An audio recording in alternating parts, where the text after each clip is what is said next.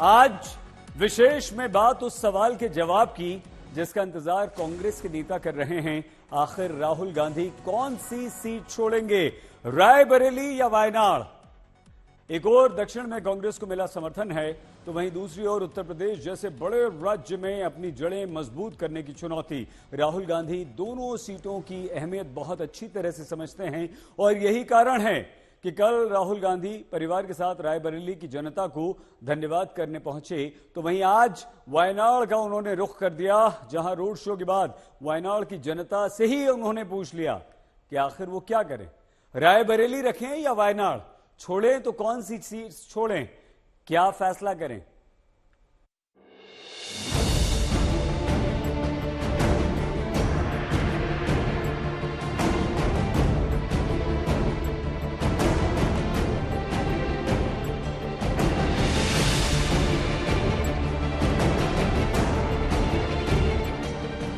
आखिर कौन सी सीट छोड़ेंगे राहुल गांधी? रायबरेली की वो पारंपरिक सीट जहां से सोनिया गांधी के उत्तराधिकारी बने, या वायनाड की वो सीट जहां की जनता ने राहुल गांधी को लगातार दूसरी बार अपना सांसद चुना? आज जब राहुल गांधी वायनाड की जनता का धन्यवाद करने पहुंचे तो सबसे पहले इसी सवाल का जिक्र किया। The question is, will I be member of parliament of Wayanad or will I be member of parliament of Raebareli? Fortunately, unfortunately, like the Prime Minister, I am not guided by God. Anyway, back to the question of Wayanad or Raebareli.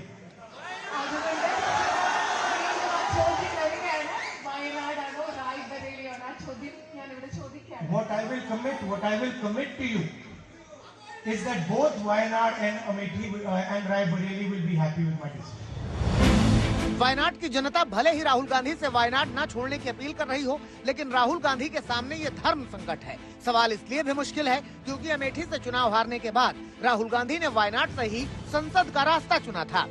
वहीं इस चुनाव में भी राहुल गांधी ने पहले वायनाड से ही चुनाव लड़ा, जिसके बाद अमेठी की जगह रायबरेली को चुना। लेकिन पिछली बार की तरह इस बार राहुल गांधी के सामने चुनौती है, क्योंकि पिछले चुनाव में तो वो अमेठी से हार गए थे, लेकिन इस बार उन्हें दो में से एक सीट को चुनना है।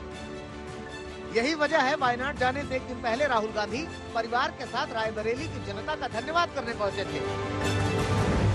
तो आपने हमें इतनी शक्ति दी और ये सिर्फ आपने राजनीतिक डिसीजन नहीं लिया है,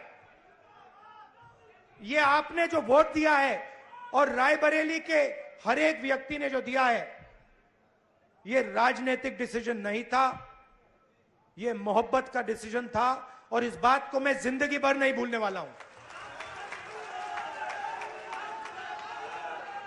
अमेठी की जनता से भी कहना चाहता हूं,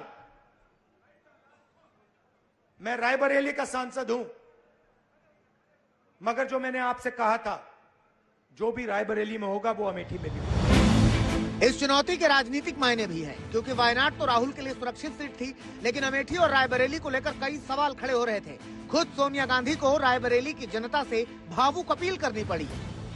मैं आपको अपना बेटा सौंप रही हूँ। जैसे आपने मुझे अपना माना, वैसे ही राहुल को अपना मान कर रखना। ऐसे में गांधी परिवार ने न सिर्फ रायबरेली सीट जीती, बल्कि अपनी पारंपरिक अमेठी सीट को भी वापस पाने में कामयाब रही। इतना ही नहीं, यूपी में पिछली बार एक सीट पर सिमट चुकी कांग्रेस एक बार फिर जिंदा हो गई, जिसे इस बार 6 सीटें मिली हैं। मेरी दिली इच्छा रायबरेली, ठीक है, इन सब की भी इच्छा रायबरेली हो गया। अच्छा, अब बात आप लोग पहुंचा रहे हैं ऊपर तक।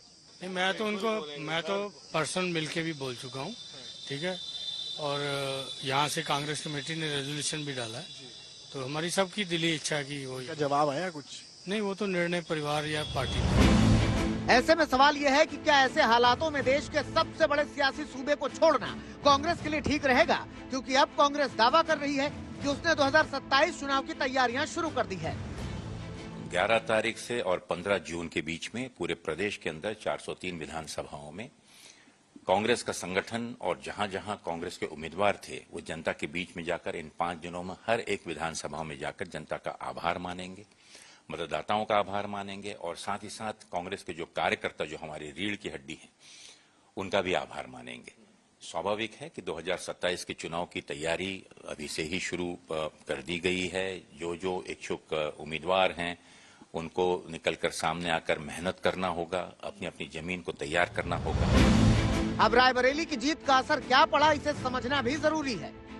यूपी में कांग्रेस ने रायबरेली, अमेठी, इलाहाबाद, बाराबंकी, सीतापुर और सहारनपुर लोकसभा सीट पर जीत हासिल की है। इसमें से 5 सीटें अवध क्षेत्र की हैं, जबकि एक सहारनपुर सीट पश्चिमी यूपी से आती है।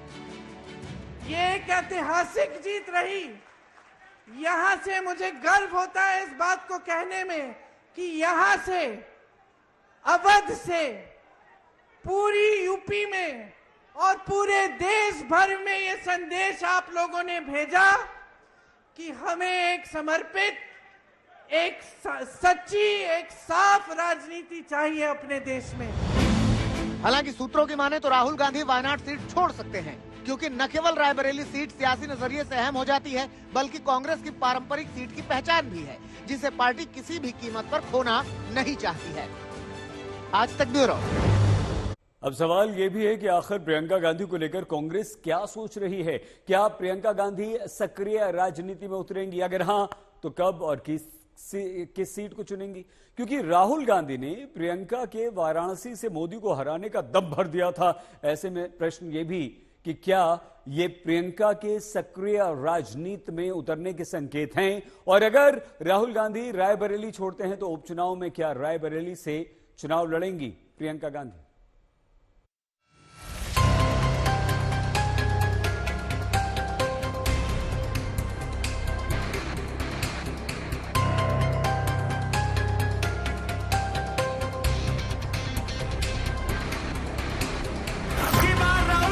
अब कांग्रेस की सियासत में प्रियंका की क्या भूमिका रहेगी?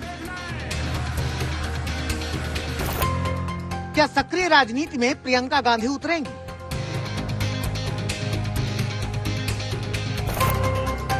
अटकलों का बाजार ये भी है कि राहुल गांधी रायबरेली की सीट छोड़ें और उपचुनाव में प्रियंका गांधी अपना दम दिखाएं। हालांकि रायबरेली से प्रियंका के चुनाव लड़ने की चर्चा शुरू से ही हो रही थी, लेकिन 2024 के चुनाव में प्रियंका ने खुद को सक्रिय सियासत से दूर रखा, जबकि रायबरेली और अमेठी में उन्होंने पूरा जोर लगा दिया। मेरे बड़े भाई राहुल गांधी जी जो आपके नए सांसद हैं और किशोरीलाल शर्मा जी जो अमेठी के नए सांसद हैं, तो हमने यहाँ एक सेना बनाई और इस सेना के तहत आपकी मजबूती से दोनों रायबरेली और अमेठी हम जीते। ये एक ऐतिहासिक जीत रही। राहुल गांधी भी इस जीत का श्रेय प्रियंका गांधी को देते हैं। जो मेरी बहन ने यहां मेहनत की,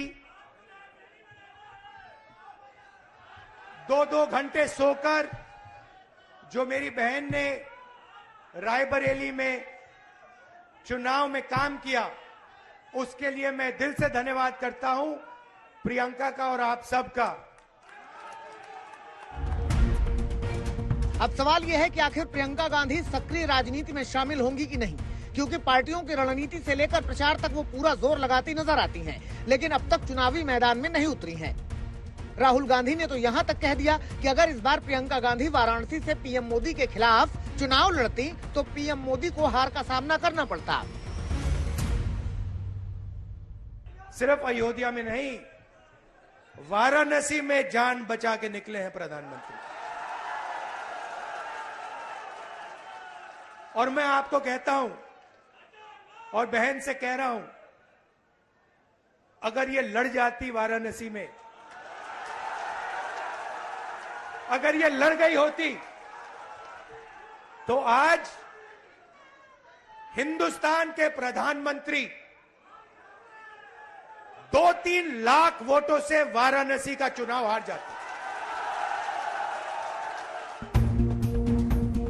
2024 का चुनाव हो या फिर 2019 का चुनाव, हर बार प्रियंका गांधी के वाराणसी से मोदी के खिलाफ चुनाव लड़ने की अटकलें चली। कार्यकर्ताओं ने मांग की, सहयोगी दलों ने सलाह दी, लेकिन प्रियंका चुनाव लड़ने की बात टालती नजर आई। वहीं प्रियंका गांधी जी हमारी राष्ट्रीय नेता हैं, मतलब चेहरा है कांग्रेस पार्टी की। अगर वो लड़ जाती वहां वाराणसी से तो इसमें कोई शक नहीं है कि 2-3 लाख से प्रधानमंत्री जी भी हारते, क्योंकि उनकी प्रियता इतनी ज्यादा है क्षेत्र में कि आप देखिएगा लोग भारतीय जनता पार्टी के लोग उनसे मिलने को परेशान हो जाते हैं। अगर उनके समर्थक भारतीय जनता पार्टी के हों तो उनके गाड़ी के पास आ जाते हैं। तो लोकप्रियता है उनके बहुत ज्यादा है। अगर वो लड़ती तो इसमें कोई संदेह नहीं है कि वो हरा देती प्रधानमंत्री जी को। प्रियंका गांधी मोदी के खिलाफ प्रचार करने तो वाराणसी गईं, लेकिन चुनाव लड़ने की अटकलें हर बार खारिज होती रहीं। लेकिन इस बार राहुल गांधी का ये बयान कुछ और ही इशारे कर रहा है।